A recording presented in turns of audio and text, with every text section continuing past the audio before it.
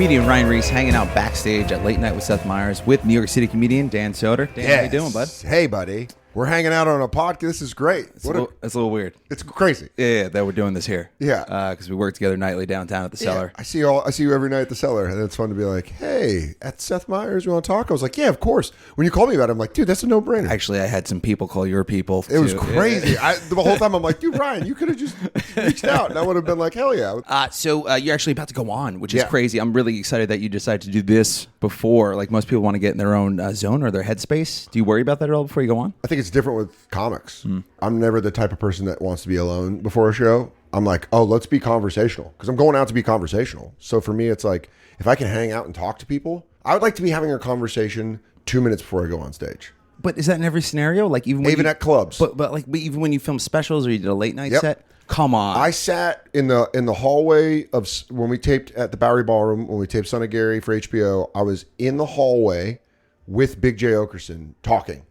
And then he grabbed the God mic and was like, ladies and gentlemen, Dan Soder. And I just walked out, and it was like, we were having a conversation up to that second. And how do you know Big J? What do you do with him? The Bonfire. Yeah, there you go. Monday through Thursday, 6 to 8 p.m., Comedy Central Radio, Sirius XM 95. But it really is, that's the antithesis. I mean, even for your first TV appearance, like your first TV set that you ever did, a stand-up special, or like even the 5 minutes was a premiere. Live at Gotham. Yeah. Live at Gotham in 2009, I didn't, and I got in my own head. Yeah. I just kind of spun in a circle. And then when I did Conan, I can't say the name, another show, starting with a C, I was with Nate Bargatze. I was looking down at my feet, ready to go out, and I just hear from behind me, I hear Nate go, you going to stare at your feet the whole time? And I looked over, and then they broke open the curtains, and I walked out and did stand-up, and I was like, and then the second time I did Conan, I was by myself. Oh, no. And I hated it, and I didn't think I had a good set, and I just didn't like it, but it was like, oh, yeah, I've just learned over time I just need someone there. To bounce off of. Just someone to be like this. And someone that was like, hey, can we do the podcast first? They were like, are you sure? I'm like, yeah, this is... I didn't want to bug you. No, not at all. This is great. He's going to be focusing. No, not at all. Now, you didn't start in New York. You started in Arizona? Yeah, Tucson, Arizona. I started at Laughs Comedy Club when I was going to the University of Arizona. Now, what's that? I feel like I haven't been to Arizona, but I feel like it could be a little rough. It's rough. It's real rough. But you'd get some headliners that would come through that would be really, really funny. Either young guys or kind of older guys that have been passed over. So the thing that was great about Laughs is Scotty Goff, the owner at the time, let me just come in and watch any show I wanted to. And then Isn't would give that me the best? Yeah. It just give me guest sets. And it was just like, and then I started getting gigs at casinos that were like one-nighters. And it was just like, I wasn't headlining, but I was opening, featuring. When did you come to New York? What year? 2007. I moved here January 6th, 2007. What was like your first, were you playing the Village? Like were you playing some of the my first ever spot was an open mic at Stand Up New York on Sunday nights. And I met Brian Koppelman, who's my boss on Billions. Yeah, I was going to be like, well, geez, yeah, all right. But I didn't know him. I didn't know who he was. He was just an older guy at the bar. Rounder sucks. I know. Dude, I swear to God, I didn't know he was a screenwriter until like maybe our fourth or fifth hang. Yeah. I thought he was just a guy. Honestly, and you'll know this as a comedian, I thought he was an older guy getting into comedy, and that kind of made me feel like, ooh, what's going on in your life, bud? You tried to talk him out of it? You're like, listen. I'm like, no, I was almost overly supportive because I'm like, dude, if you're doing this now, you got to do it. Get in. Get into it. And then eventually he would go with me to like open mics, and we'd go to like bar shows. And finally I was like, what do you do? And he's like, I'm a screenwriter. And I was like, sure. I'm a comic. I'm a comic and you're a screenwriter. And he's like, no, I'm a screenwriter. I have to go to LA for work this week. And I'm like, oh, yeah? He's like, I wrote a movie. And I was like, what movie? And he goes, Ocean's 13. And he was like, yes, that is a movie that is coming out soon. And it was pretty cool. I watched Ocean's 13 with Koppelman the Thursday night it came out. Wow. Like we sat in like a theater and watched it. It was pretty crazy. It's a nice bounce of the ball. Yeah, it was a great bounce of the ball. And it was a thing where he just became, I think I watched a lot of people around him be like, hey, give me a role. Hey, give me a role. And I was like, that's always seemed crazy to me. Koppelman, I think, was just interested in seeing my progression through comedy. There's something about, like, I met you at the Laugh Factory in New York City, but like right you have a presence, you have a voice that's very distinct and obvious and different from everyone else. As my teachers used to say, your voice carries. That's why I would get in trouble in school all the time, because they'd be like, Dan Soder, I heard you, and I'd be like, because this voice, you've had it since you were a child. Small child. I used to call my friends to play, and I remember my friend Lewis Condon, I called his house, and I was like, hey, can Lewis come outside and play? And his mom goes, who is this? I go, this is Daniel Soder. And she goes, oh my God, I thought you were his football coach. And I was like, what a weird phone call that would be. His coach was like, hey, Lewis around? Just saw him take off his pads, wondering if he wanted to hang out. Yeah, it was. I used to call Toys R Us to see if they had action figures because I loved action figures. Who didn't? Who didn't? And X-Men put out a Gambit action figure. It was very hard to find. So I'd call KB Toys. I'd call Toys R Us. And I remember I called Toys R Us and I was like, do you guys have Gambit?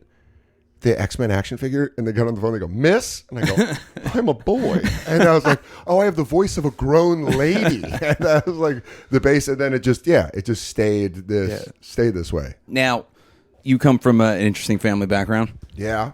Do you think it influenced your comedy a lot? Oh, hell yeah. I think when you grow up alone as an only child with like a single mom that's stressed out, you immediately become the person that breaks the tension. Where you're like, this sucks. If I'm not funny, this is going to be a bummer of a dinner.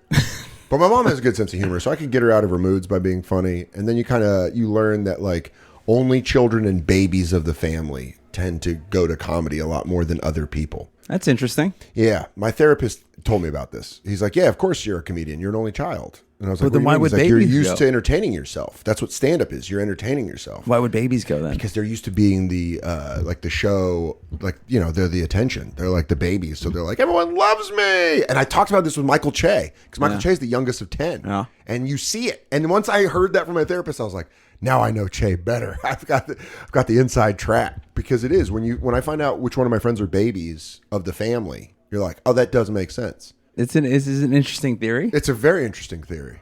I'm just curious. I'd like to ask comedians this. What do you consider like your break? Like whether it's a club, a spot, what was like something that meant something to you? Montreal, 2011, doing Unwrapped. I went up there and it was like, you know how it is. You're just plugging away. And then finally someone's like, hey, I'll help you. And you're like, whoa, really? And then and then from there it was like starting to actually do comedy, get on the road, headline. I got Comedy Central half hour. And from there, going on the road was like, how much were you getting up when you started as compared to now? What's more? I was getting up more. I was doing it 7 nights a week. Yeah. On average, I was doing 25 sets a week. Yeah, that makes sense. And then now I do 10 to 17. You do that on purpose so you can have a little bit of a... Yeah, you need a break. I stopped doing it on Sundays. I do it 6 nights a week and then just take Sundays off. Yeah. And I usually try to do 2 a night. But I was trying to do 4 on a Tuesday and just busting your hump. But by the way, when you have nothing... You have to. You have to because you're competing with the best comedians in the world. That's New York City. Yeah, and then just to stay sharp, I have to do 2 a night. I want to do 2 a night. You get addicted. Yeah, you do. And then you're like... And I like going from one spot to the other. What do you like better, radio or stand-up? Stand-up. I mean, I love doing radio because I love doing it with Big J. Mm-hmm. It's our friendship. It's like it's hanging out with your friend for 2 hours. Outside of that, I don't think I'd have any interest in doing radio. But you've done radio before. Yeah, that's why I don't have any interest. Okay. I did radio for a long time. I worked in radio from 2004. I got hired in Tucson in 2003, 2004, and then I worked there till 2007, and then from 2007 to 2009, I worked at K-Rock here in New York doing overnight shifts. Yeah, I think when I met you, you had told me that. And I was like, you're doing overnights? Overnights, dude. Yeah. Midnight to 6 a.m., baby. And then I was doing 6 a.m. to noon. So I would go do check spots at Stand Up New York, get blackout drunk, and then go sleep in the Opie and Anthony studio, which was the old Stern studio, from 1 a.m. to 5 a.m., and then wake up terribly hungover. Go outside, smoke a cigarette, get a cup of coffee, come back up and do 6 to noon. Quitting drinking was probably the greatest thing I ever did.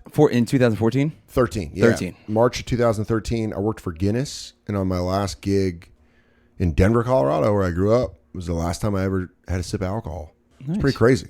So last thing I want to ask you, so we have a relationship. I like to just end on a little personal thing here. Every time I bring you to the stage... Yeah.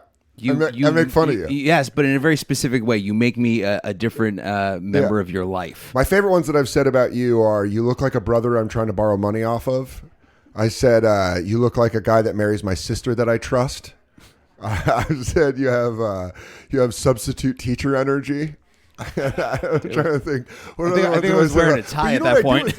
Yeah, you were wearing a tie. That's why I said that. I go, keep it going for the old substitute teacher energy. I'm going to get kicked out of the hallway. But I do that with every MC that I like. Yeah. If I like an MC, it's like, oh, I'm going to bust your balls. If I'm just like, hey, that person, I think I said that to me on the road, an MC I didn't like. He's like, hey, I noticed you made fun of the MC on Thursday, but you didn't make fun of me on Friday or Saturday. And I wanted to be like, yeah, we're not friends. I don't like, you know what I mean? Because I think in comedy, ball busting is oh yeah, totally. But it's very unique the way you do it. Yeah, I like, what does this guy look like? Some guy that's dating my mom and wants to be my friend. Yes, I was like, what is this? I said John Fish one time had camp counselor energy, and then I only. By the way, I don't do it for the audience. I do it for the staff and for the comics. Oh, absolutely, yeah. Because I'll know, like Angie from the Cellar, she'll like die laughing if I hit it. If I get a good one, she'll laugh, and I'm like, all right, that was good. Well, I think you got to do a TV show, but I'm gonna go sit and talk to Cellar. Is that where they can see you? Comedy Cellar, The Stand, DanSoder.com for tour dates. I'm on the road starting January 2020. Awesome, dude. Dude, thanks for having me. Absolutely, yeah, man, it's fun. All right, yeah.